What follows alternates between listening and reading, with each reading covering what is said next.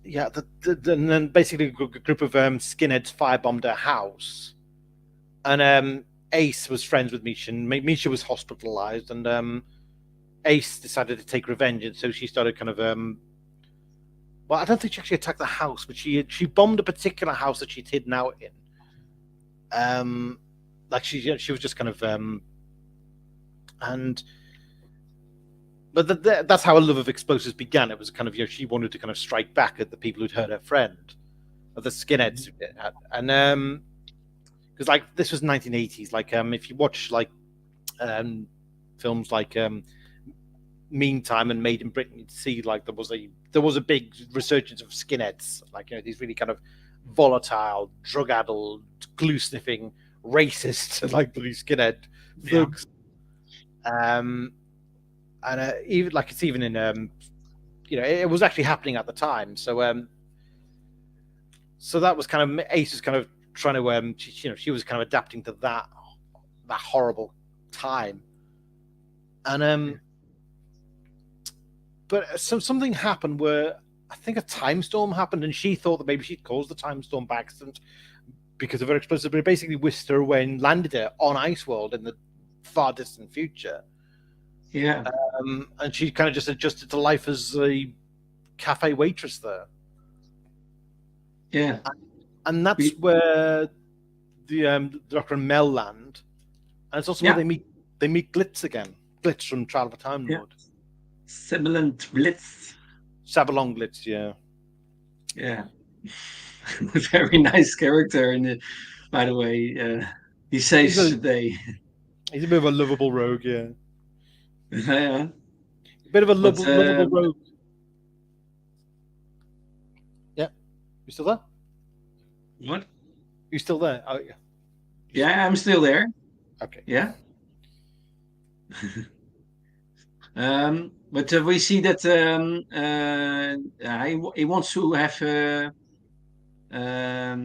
his ship Nosferatu. Yeah. And then that's why when the doctor offer him to help, but Blitz asserts the expedition too dangerous for Mel, and she stays behind as at a local dinner.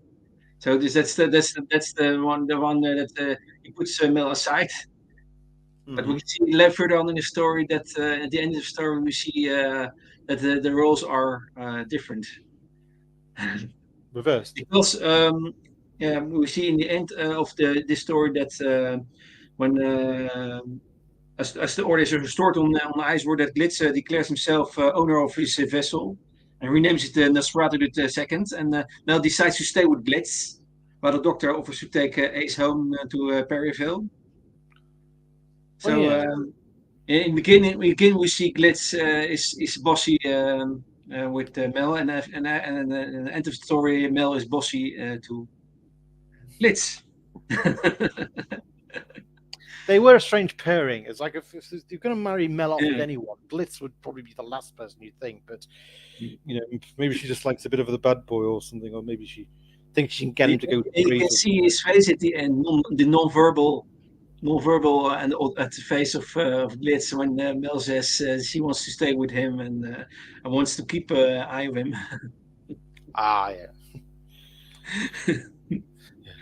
So yeah, there was a story with much the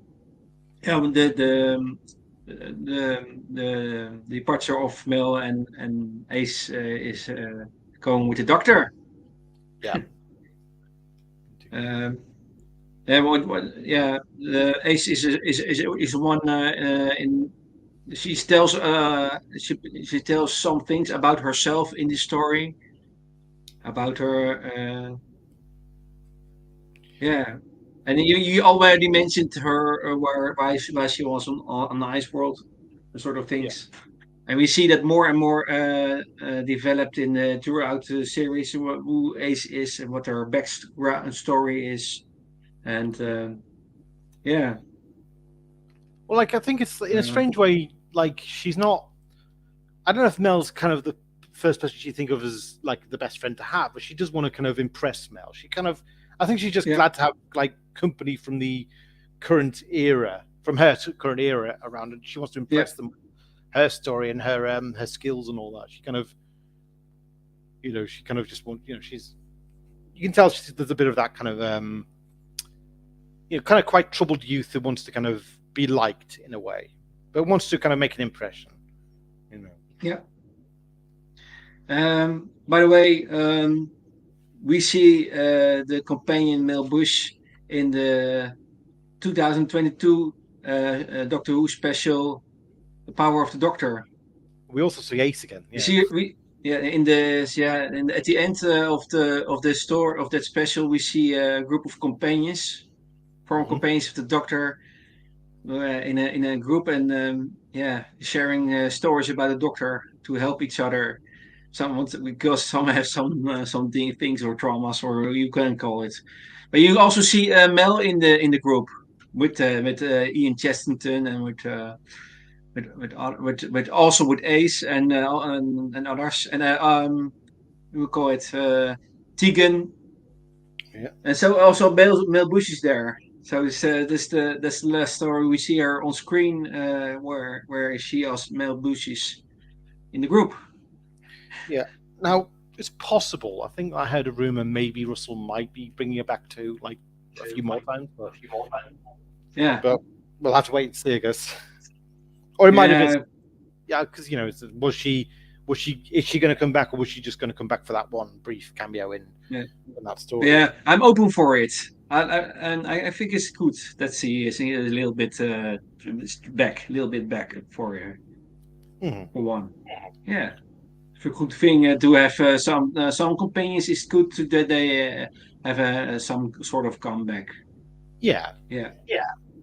Because I like also the idea of Ace back in some stories, where again regular base, not every time, not out every week, but regular. I think it's good to have her also sometimes in Doctor Who. Yeah. I must say, I was really in Power of the Doctor. I think like the bits where Ace was kind of back in action. Those were my favorite bits of it. So kind of it was good to see her back in action, definitely. Yeah. That story of Icewood was the last one of 24th season. We now are in the 25th season, and this starts with the remembrance of the Daleks.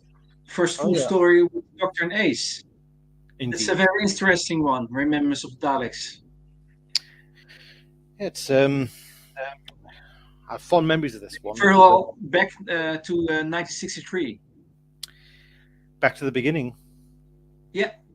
Back to the beginning, back to where all begin for Earth Doctor Who. Yep. And they travel back to retrieve the hand of Omega. It is a power device created by the Doctor's Time Lord race and keep it from the Daleks. Yeah. That's a really good story. This is what I was saying. This was his first story where it begins with an unearthly child, Cowell School, Doctor's Lane. And now we see Ace in action. We already see that Ace is one with challenges, looking for challenges, adventures. She is a little bit of a macho girl and has some bombs in her backpack. Indeed. Yeah. And she called the Doctor Professor all the time. Oh yeah, never quite. Wow. And still in 2022 special, she called him Professor. Her Professor. Yeah. So yeah, that's very funny. She was still the Ace of that time in the 2002 space. It was very funny to see that she can still can play that role in the same way as then. Yeah. Even though she's much older. Yeah. With the same jackets and with the same backpack and with the how do you call it, baseball the baseball bat, yeah. It can't be the same baseball bat because that got smashed, didn't it? No, a little bit. It's a little bit the same. Yeah. But it's a very violent story with the remembrance of the Daleks. Yeah.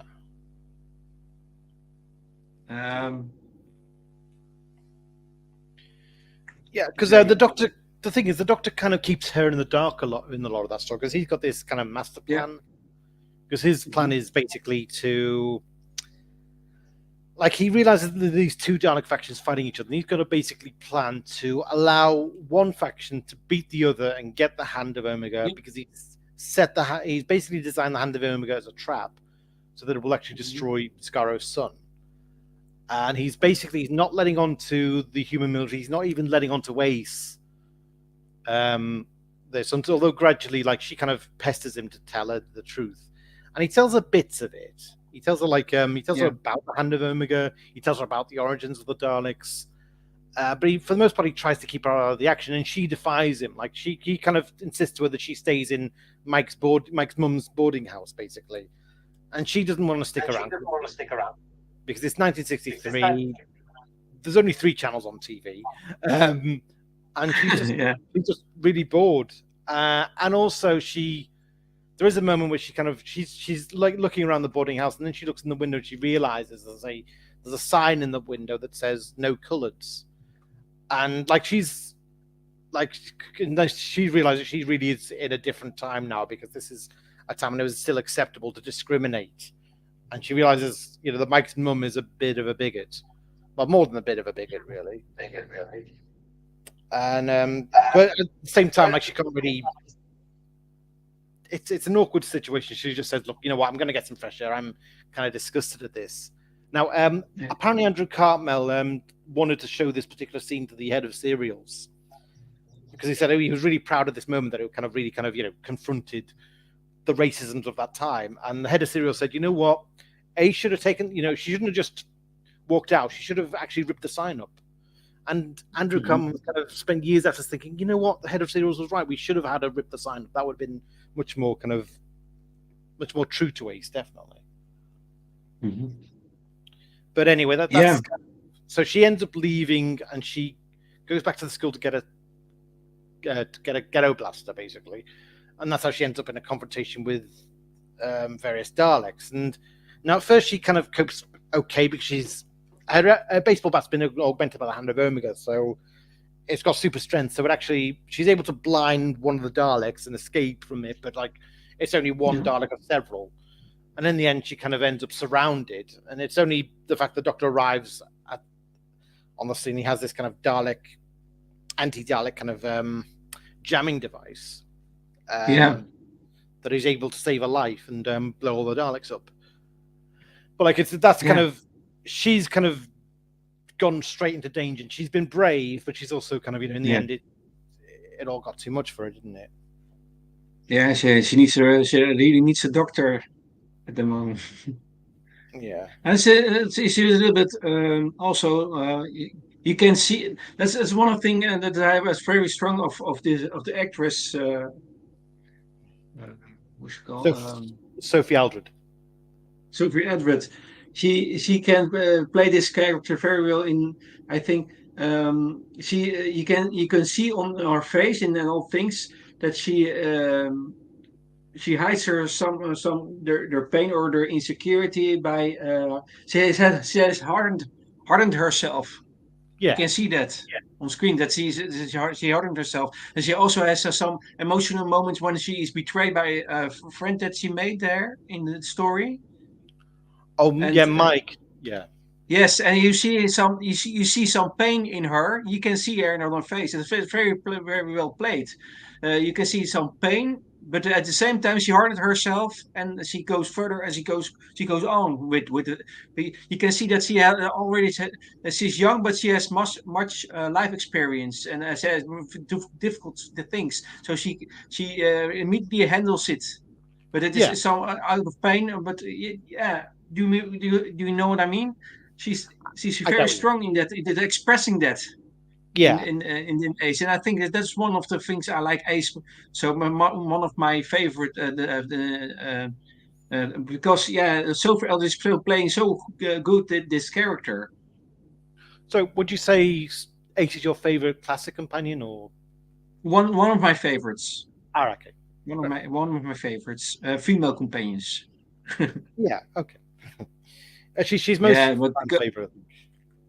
yeah, for the for classic, one of the I think the most favorite female companion, and yeah, by the other companion with male, I think it is Jamie McCrimmon.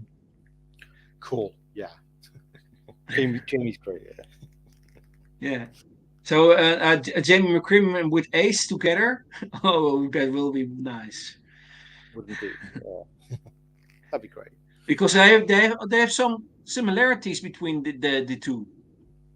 They all have some yeah, want to go in for every challenge they want to take to want they Yeah, don't because they're gonna they're yeah, so some fearlessness or bit foolhardy, maybe. yeah, I mean, Ace is very much she's the tomboy and companion.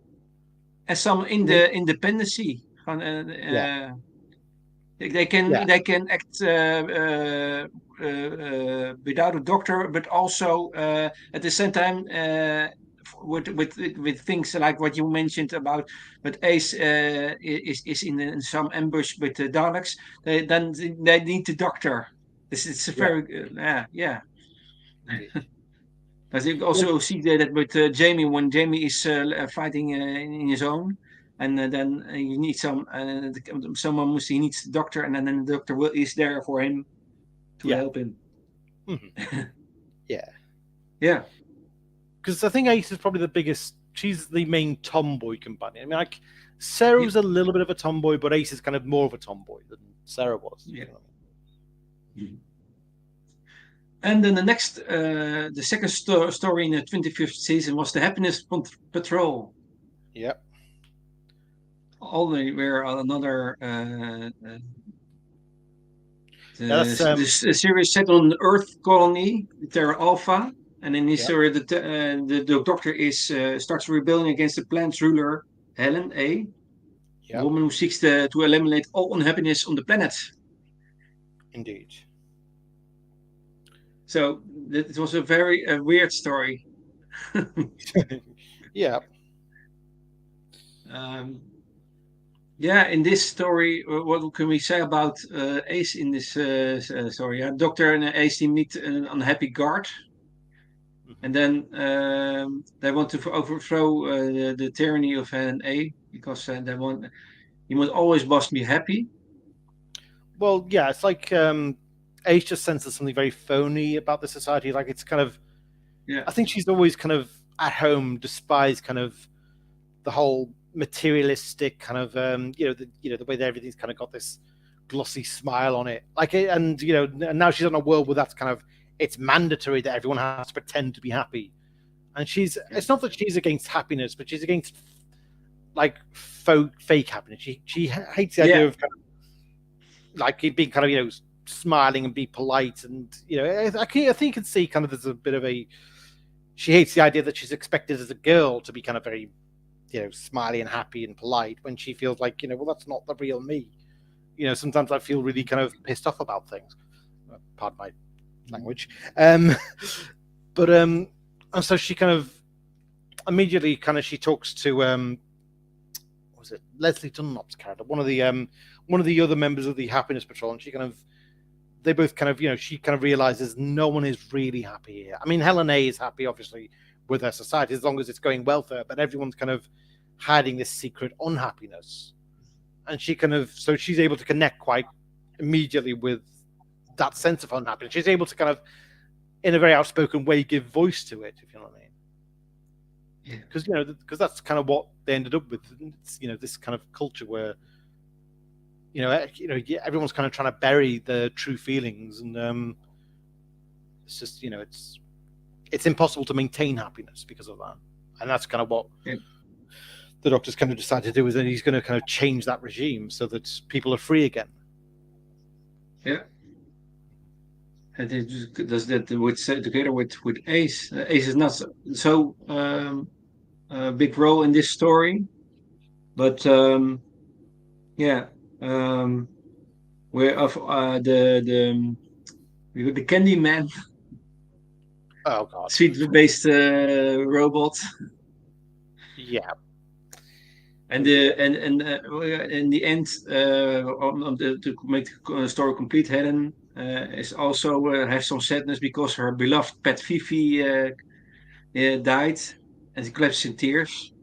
Yeah, that's And then yeah, the doctor and Ace feel some yeah some yeah. Ace.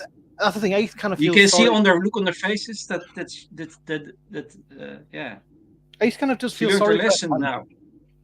Well, I Hmm? think Ace kind of feels sorry for Helena at the end Yeah, when she's crying over her pet, and the doctor says, "Look, she's learned a lesson, and it's just kind of it's she's kind of brought down to our level now. She kind of realizes that everyone yeah, has their moments of weakness, and so yeah, so we see the kind of compassionate side to Ace, even though it's Helena has been the dictator of this world. She kind of still feels sorry for him yeah, in a moment of distress at having lost her yeah. pet. So she's always she's also able to empathize a little bit Yeah, a little with bit. the Yeah, situation. Despite of the fact that she also has her own hurt, she can yeah she can feel with her. yeah, I think so. Yeah. Then we have third serial of the 25th season, Silver Nemesis. That's with Yeah, I think with Cyberman Cybermen, or yes. yeah Cyberman. Cybermen, yes. Yeah.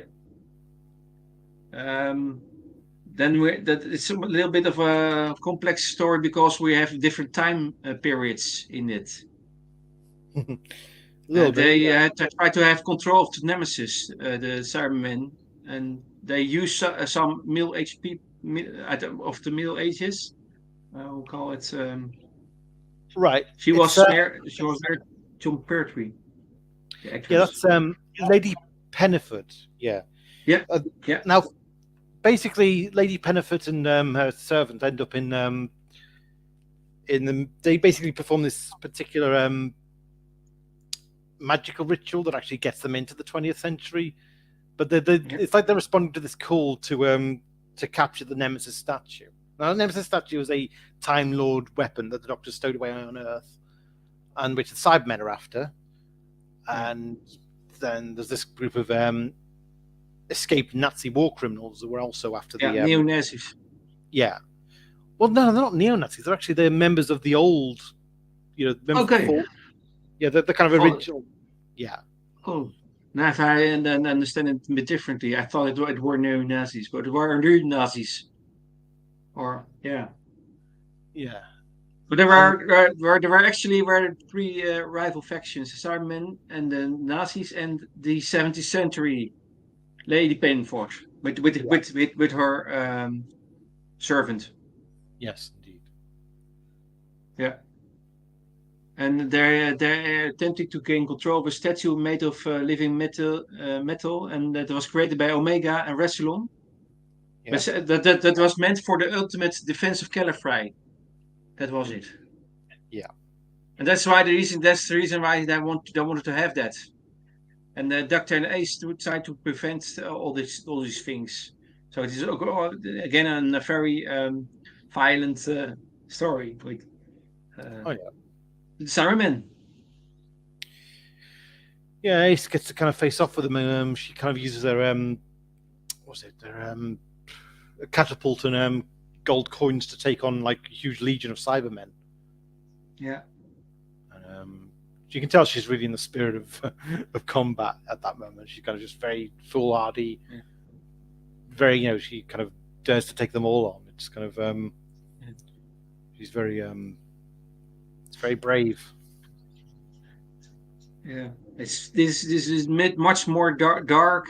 And then this is why sometimes they call that the Seventh Doctor gets more dark, and you see the stories are more violent with and you see that Ace that fits in it because she's also a little bit of yeah, she wants to take challenge and do some action. So we see Daleks, and now we in the first time, and then we see now Siren Man. So yeah, Doctor and Ace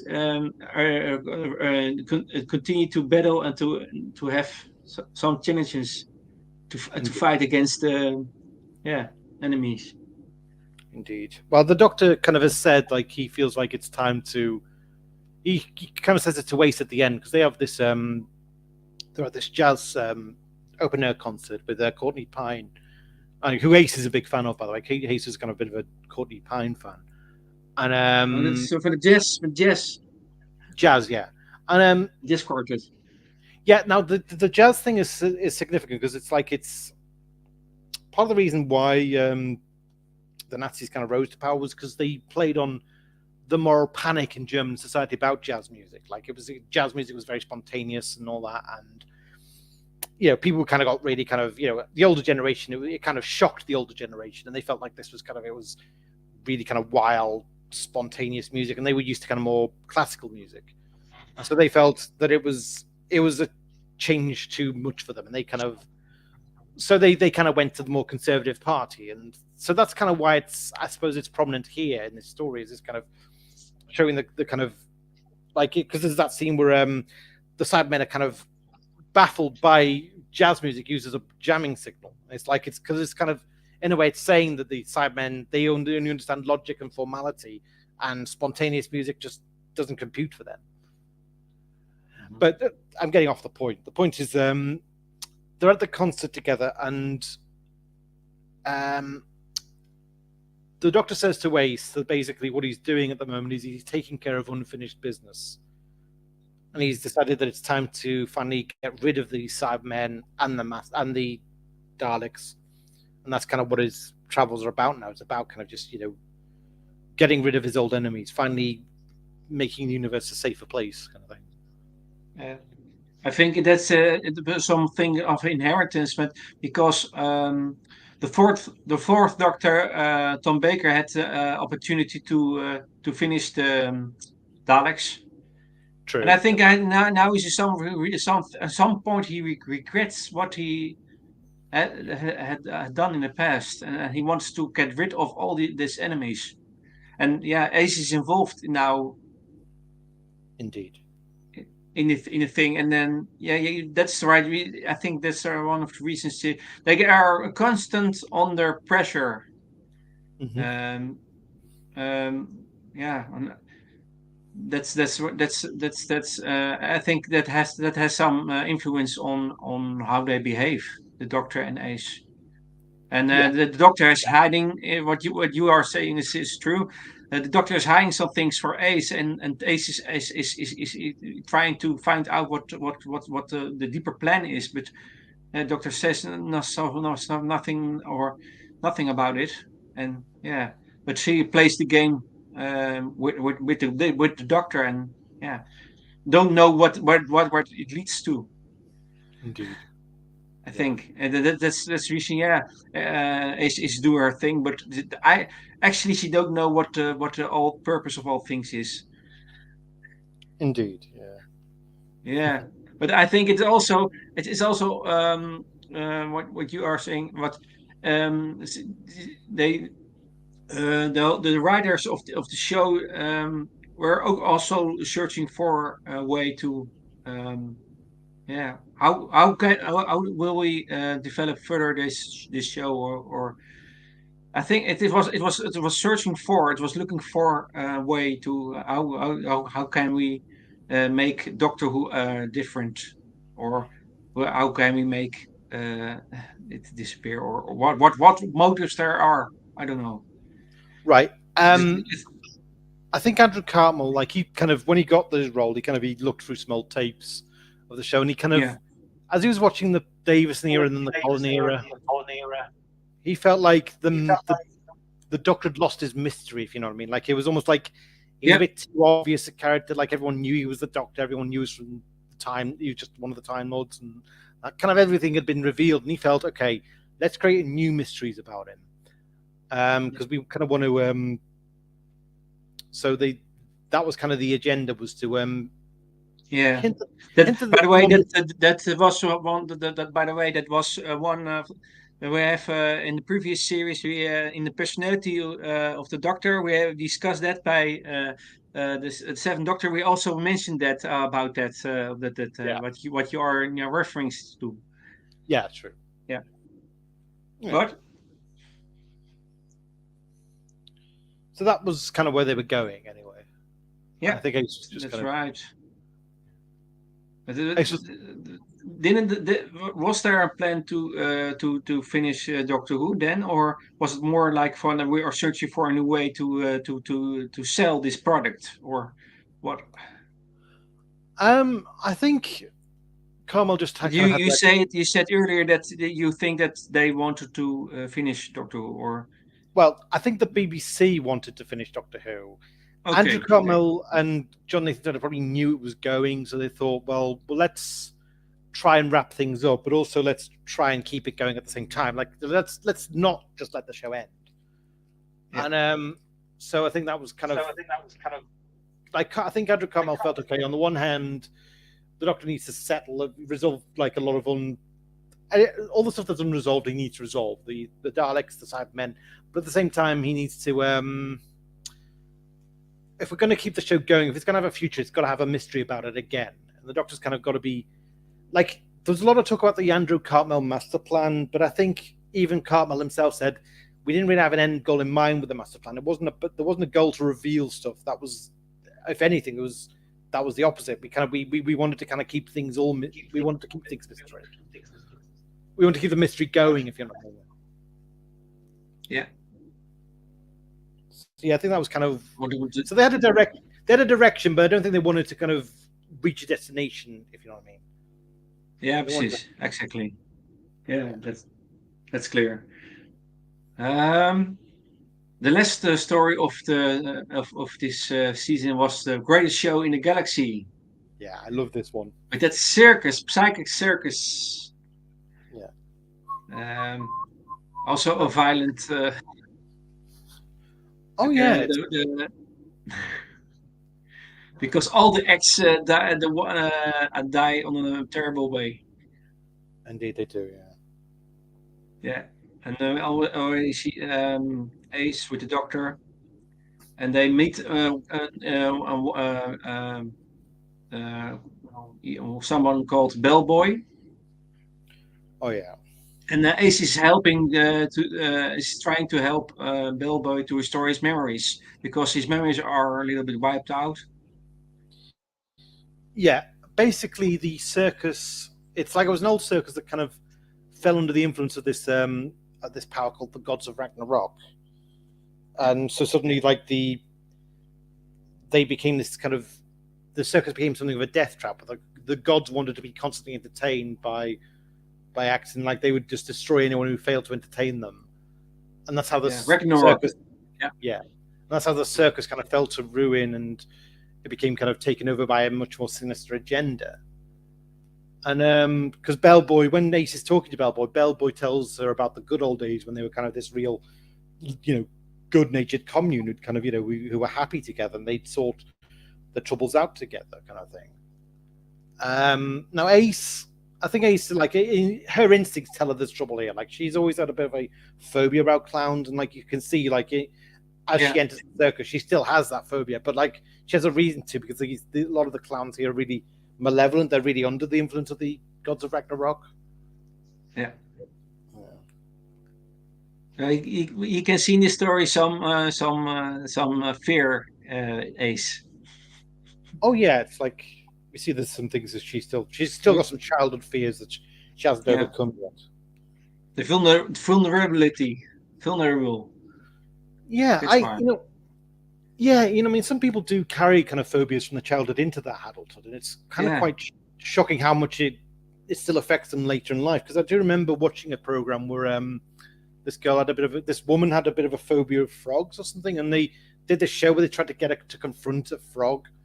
There was a kind of frog spawn, and you could see her panicking on stage. At first you're thinking, oh come on, it's only a frog, but then you actually see like the panic response. It's like she really is frightened. This is really kind of. This phobia has been with her for a long time, and it's still there, kind of thing. She must face her fear now. Indeed, yeah, and that's kind of the also tennis. Yeah, again under pressure.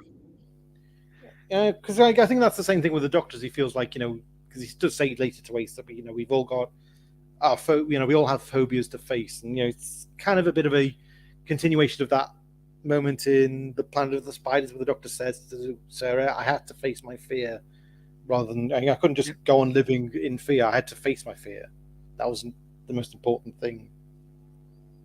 And it seems like this is the Doctor's kind of saying to Ace that you've got fears to face as well, and he's He kind of knows going how to face the fear because of the third Doctor, John Pertwee. He was also overcome his fear in the end. The Planet of yeah, Spiders. indeed, yeah, So it's a thing that Doctor already learned to face the fear. So he learned that on Ace. yeah, I'd say so. Yeah, my favorite classic my favorite classic Doctor is John Pertwee.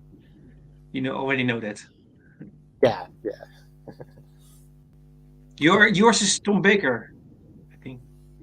Or yeah, I'd say so. Yeah, Tom, it's yeah, got to be Tom. and Tom is very good. Yeah, Tom is very good. Um, Yeah,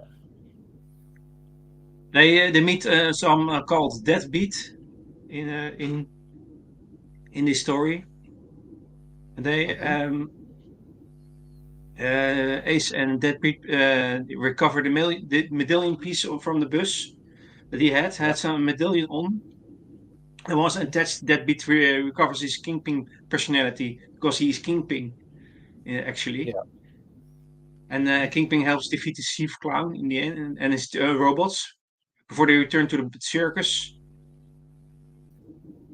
And he then they helps to find defeat the that the chief clown. Doctor has been called to entertain the family for Ragnarok, indeed.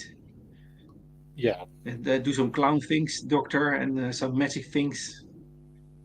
Um, and then the Doctor instructs Case and Kingpin to throw Kingpin's medallion, and that is linked to the Dementia portal that these gods use.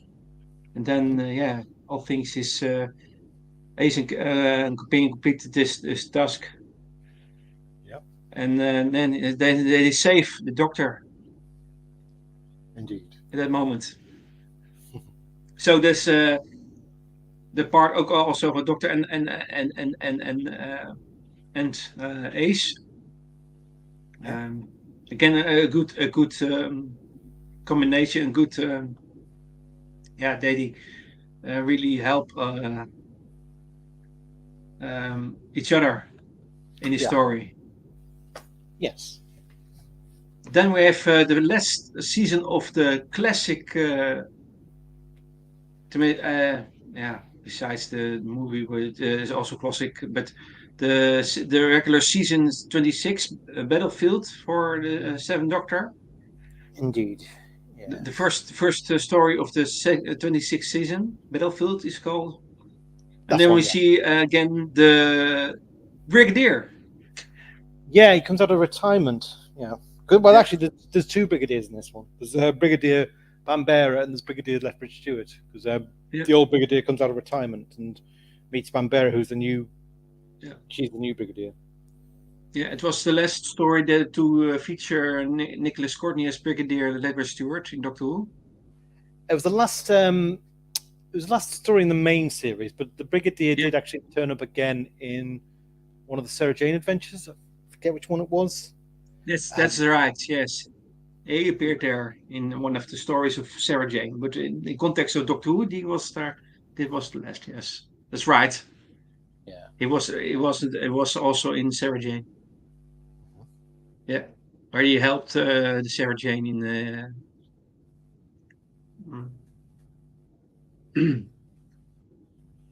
And then this serial, Morgaine, sorceress from another dimension, summons the planet, devouring a destroyer in England, where she also seeks to take the sword Excalibur for herself. It's also sort of King Arthur legend, I Oh think, yeah. some of. So and they are this materializing the TARDIS in near a lake Carberry. in England. Yeah, Carberry, that's yeah. the area. So they already face some violent enemies in this story again. Well, yeah, And because now we have unit. Now we have a unit as a force with the doctors together. Yeah, Yeah. because the thing is, the brigadier gets a call about the doctor's return, and the brigadier by now says that it's whenever the doctor appears, it's a sign of trouble. Like he kind of just knows that the doctor's presence is usually is accompanied by danger and by conflict. Because obviously he's always there to save the day, but like it's also if he's around, it's probably likely there's going to be a dilemma kind of thing. Mm-hmm. It's almost like he fears that maybe the doctor's presence is kind of curses her to be in trouble and in need of saving. So the brigadier comes out of retirement to face the doctor again, and also to face what's ahead. And in this episode, of course, it's Morgaine and her son Mordred are kind of they're waging this war to regain Excalibur. Yeah, and Morgaine is kind of she wants to face Arthur in combat again. Yeah, and now significantly, the Doctor is like in a future incarnation. The Doctor is destined to become Merlin. Yeah, that's right. But that is one of the aspects of that being some mysterious things on the Doctor. That was the deliberately they deliberately did that with the Merlin for aspect, I think. Yeah. Mm-hmm. To add some more mysterious things about the Doctor. Yeah. We see on all these stories every time they want to have something to have power, and this is now the more the sword or yeah. The previous it was a device or the for some the silver nemesis there was some things. Now is it that she wants a sword. Excalibur, yeah. Yeah, Excalibur to take. But the Doctor is again is capable to stop her. With keyword Ace, they stop her. Yeah. And in the end, the brigadier marches back to the castle and tells the story. Get off my world! And then he has the revolver with silver bullets, and then he shoots in Monster's chest, and it explodes. Then. Yeah. Now that was very nearly that was very nearly the brigadier's death. That I think they were kind of toying with killing. That was going to be his grand end, but they decided in the end not to. They decided to. That was hers. It was the last big action of this brigadier. Yeah. And then the Doctor confronts Morgaine to telling of King Arthur's death. Yeah. And then again, Mordred and Morgaine are imprisoned. Mm-hmm. So happy ends. Yeah. Then we have Ghostlight story. Yes. Mm-hmm. Again, that's more quiet than the other stories, but a little bit of sort of. You can watch this on Halloween. Ghostlight. Yeah. Yeah. This is the story is that thousands of years ago, an alien expedition came to Earth to catalog life, and then after completing its task, collecting samples, which include from Nimrod, then they went into slumber, and they kept hibernation, and then then there also come some captures, and he want to take control of the British Empire. Yeah. So the TARDIS arrives then at Gabriel Chase, and Ace has visited this house in 1983. That's the story. Yeah. She was already been there. So there are already some things. Oh, okay. What's this? They must investigate what's happening here. Uh-huh. and they say they feel an evil presence there in that house, uh, and in native 93 they had said she had also experienced that they experienced an evil presence, and then again there is some evil there, and then Yeah, the curiosity of the doctor leads to drives him to seek answers. That's the whole story. yeah, So Ace had some past with it, and then they seek some answers. Why is it so evil there? yeah. Because So it's this is more of kind a detective, actually. well, it's kind of it's supposed to be a cathartic story for Ace because she's facing her Yeah, fears. She's returning to the house that terrified her to find out what it was yeah, about the house that was so terrifying. And then they find out it's this computer called Life that's supposed to catalog yeah, all life, and and it kind of it got stuck because I mean it was trying to catalog all life on Earth, but life on Earth kept evolving, and so that was kind of that. In the end, that causes the computer to have a breakdown, and in the end, kind of Ace, it's in the end, Ace kind of, I suppose she does feel kind of, that personal demon for her is conquered because she feels like okay, she understands what it was about the house that terrified her now. So there is that sense she's grown by the end. If you know what I mean? yeah. That's right. And Ace is trying to come to grips with her feelings about the house.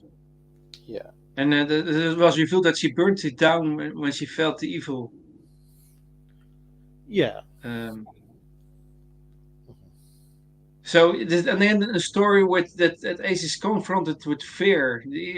Before we had the clowns and sort of things, and now this. So you can see some development, and that the doctor is trying to help Ace to yeah, he's learning something to Ace in that thing. I think yeah. helps her out, yeah, to overcome the fears she has, Indeed. trauma she had. So um, the Curse of Fenric, the third story, Yes. again.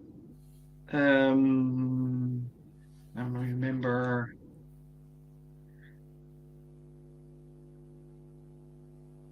Yeah, in this story, this was very funny, by the way, over about companions.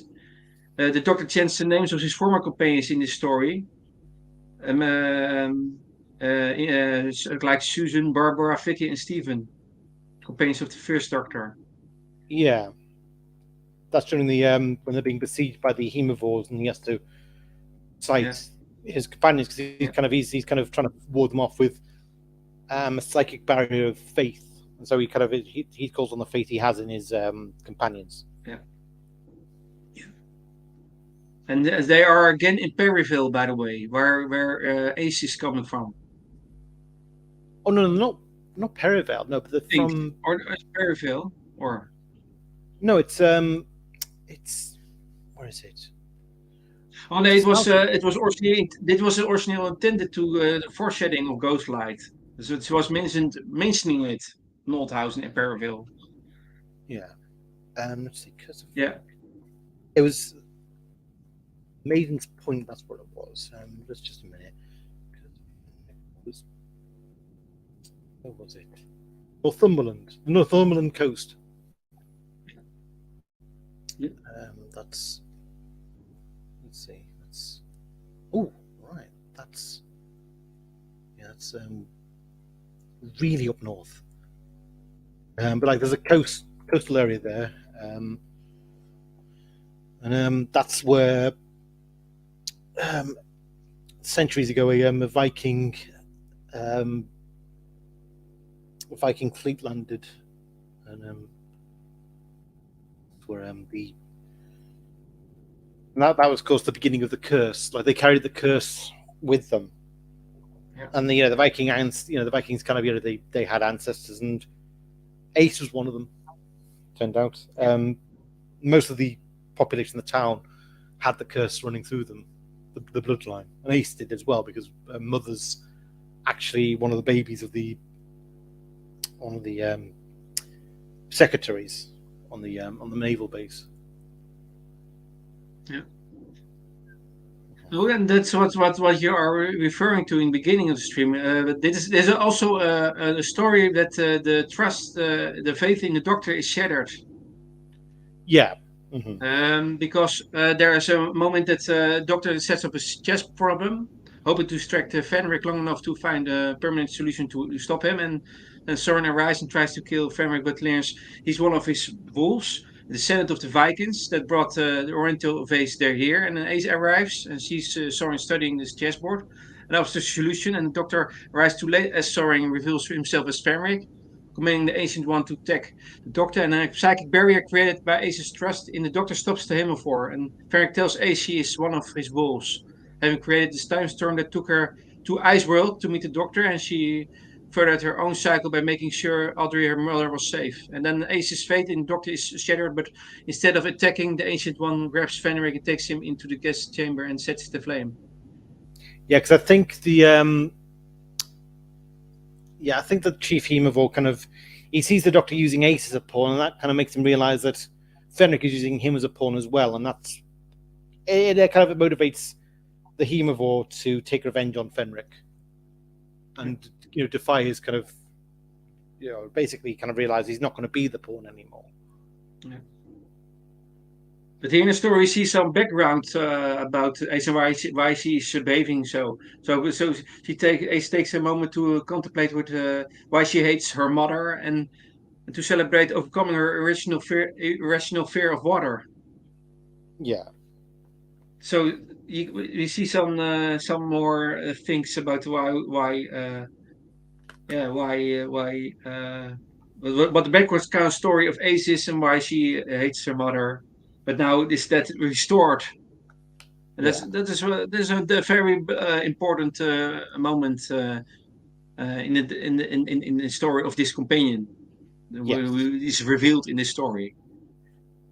So Yeah. that's why this story is so important, because we see now more background of why she is why Ace is Ace.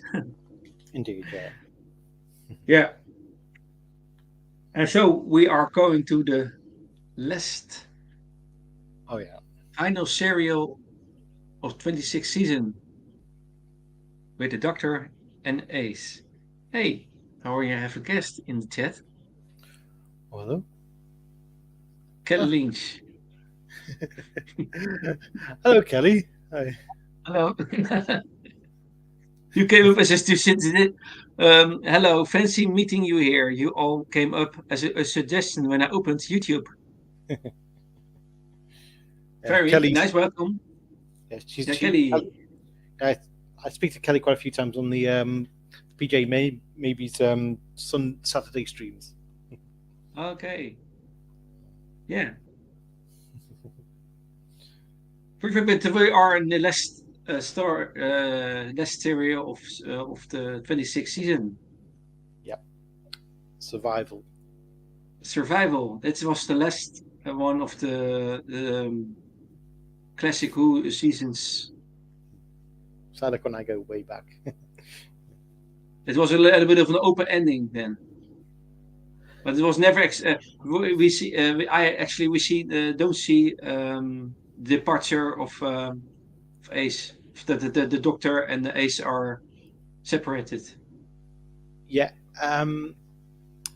That's the thing, because this is where Ace has returned home, and basically it turns out that she kind of just disappeared on her mum, and because that drill instructor kind of nags her and says, you only had to phone your mum. 10 pence is all it costs, because back then you could put 10p in a phone booth, and then you could phone home, and that's kind of let's see. Alas, I haven't seen any 7th Doctor episodes. I've listened to a bunch of BF stories, but that's it. I'm just about done with the Tom Baker era, so I have a ways to go. Right. I have to try not to give too many spoilers here then. No, okay. No, not too many spoilers. Okay, how can you do that? But in this story we see the Master again. Oh yeah. He's there a long while. Yeah, he seems to be stranded in this story on the Yeah. cheetah world. And Yeah. now the master has he's kind of got a niche of his own. He's gathered together a group of a litter of cheetah cat people to do his Yeah. bidding and bring human prey to him. And obviously, he's happy now the doctor's involved. He hopes the doctor can bring him his freedom again.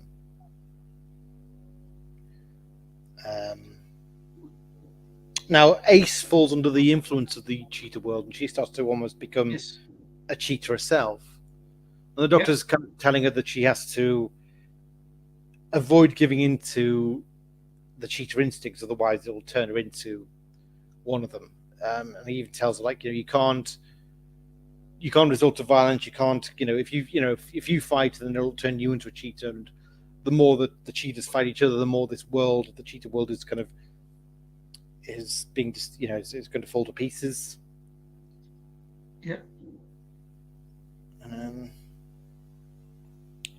Yeah. And this was, by the way, the story where she is in Perivale.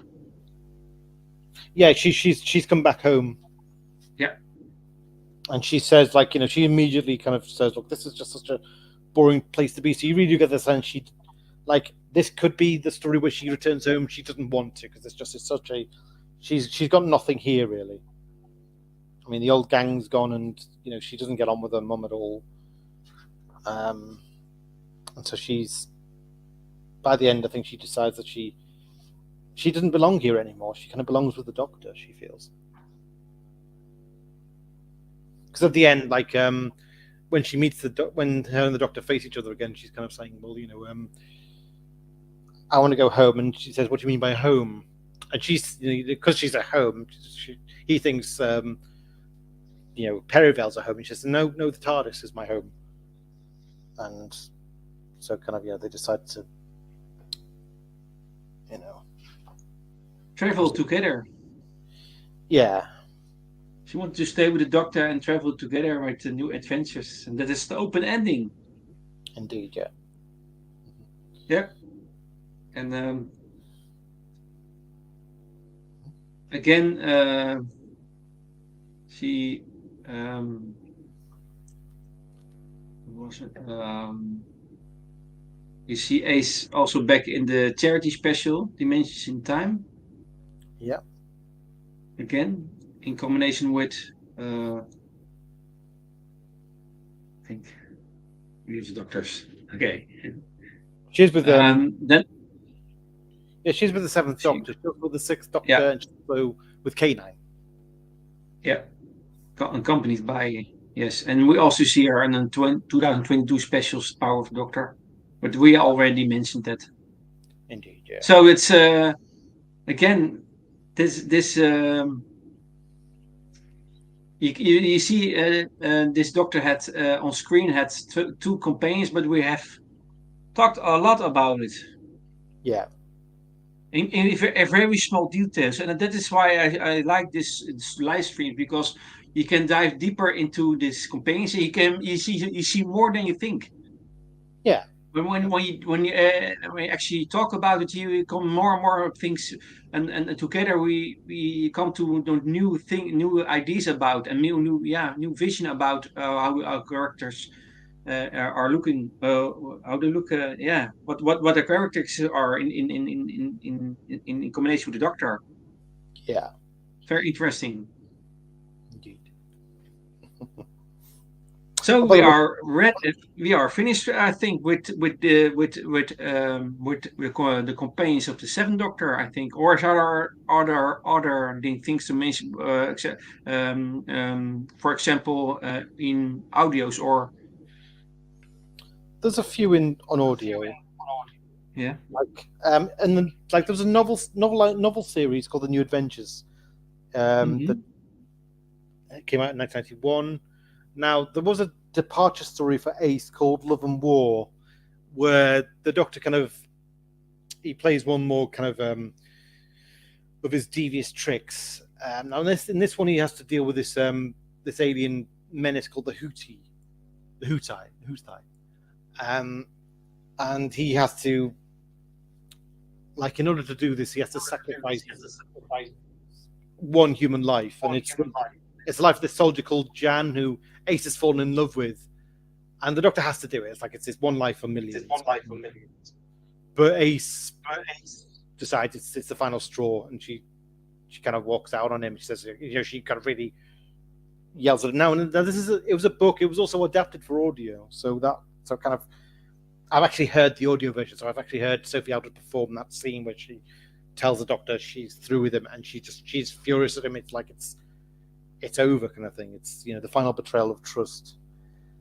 And in that story, kind of he does fall in with a different companion called Bernice Summerfield, who's this archaeologist from the future, and so she becomes the new companion. Ace they do meet Ace again later in an episode in a book called Deceit, by which point she's fallen in with this group of Dalek hunters. So she's back, and she's learned some combat skills since, but she's kind of back in the fold now. I think she kind of has come to forgive the Doctor by now. And now I'm not sure how they parted ways on audio or on the books, because I do know in Power of the Doctor that Ace does say, "I'm sorry we fell out," and I think maybe that's kind of something's happened along the line where they did part ways. Yeah, I can confirm that what you say, because the thing is, first, when the Seventh Doctor is next seen in the 1996 Doctor Who television movie, he's traveling alone. He is, yeah. And there's no reference made as to what happened to Ace, but in the Power of the Doctor, in the special of 2022, it is said that Ace and the Doctor had some sort of fallout. Yeah. And which led to her leaving, but it is not exactly. Although what exactly happened is never clarified, so there is some fallout. That's confirmed in a 2022 special. Yeah. And that is now a little bit. There's that's one of the good things of. Yeah, I'm a little bit pleading. I think that 2022 special is important. I have no I don't say I don't give an opinion about this special, but one thing I want to stress out is the 2022 special had some good more clarification, more things explained about the Doctor and companion relations. Yeah. And that's the reason why I think it's a very good special. Because is it for the companions? Because the companions did a good job in that special, and we see some more explanation about, and you can see some more the old mechanisms of the Doctor and companion relationship. Yeah.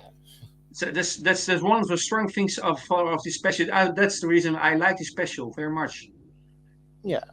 There are all other things that not are so very, but this is one of the things I want that DVD in my here in my collection because of that.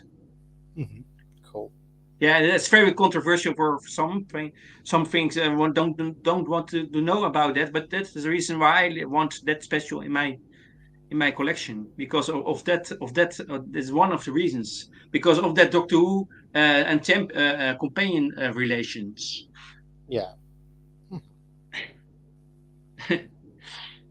So what? Yeah.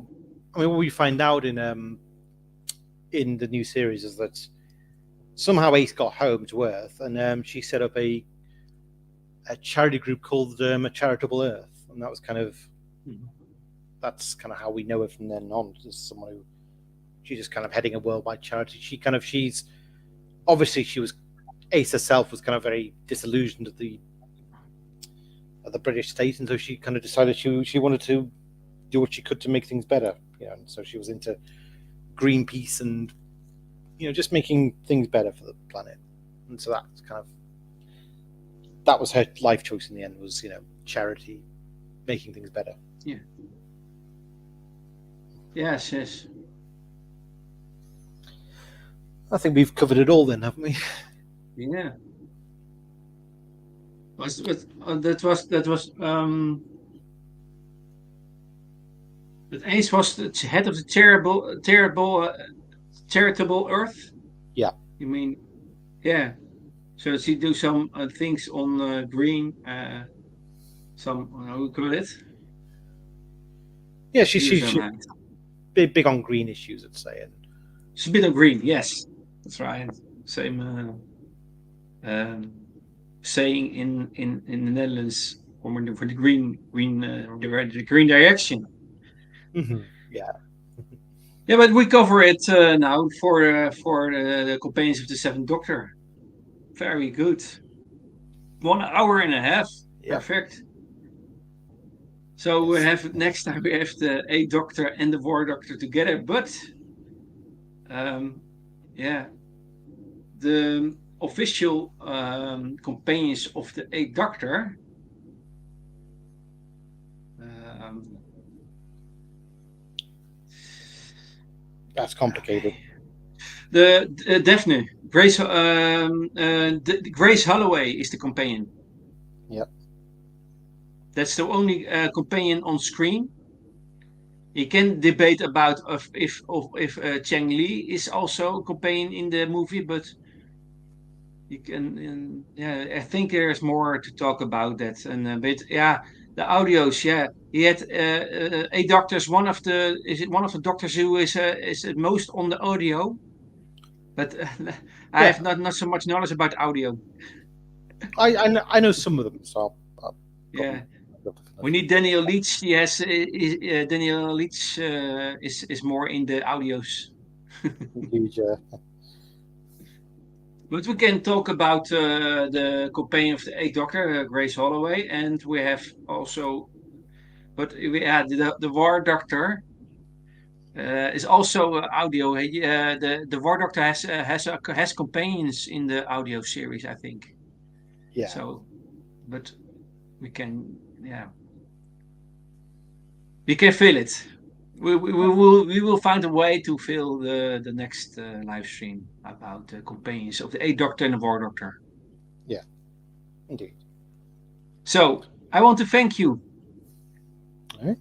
and Sadeko for your time. Mm-hmm. It was I enjoyed it very well. Yeah, it was a fun one. This one. Yeah, more. I've learned more now, and from things you said, more and more new vision about it, and yeah, and I hope that this live stream will also enthusiasm other people to watch Doctor Who, because Doctor Who is yeah, really good stuff. There's always some things for everyone. There are some things to find Yeah, that is worth some worth. And yeah, everyone has his favorite stories, favorite doctors, favorite companions.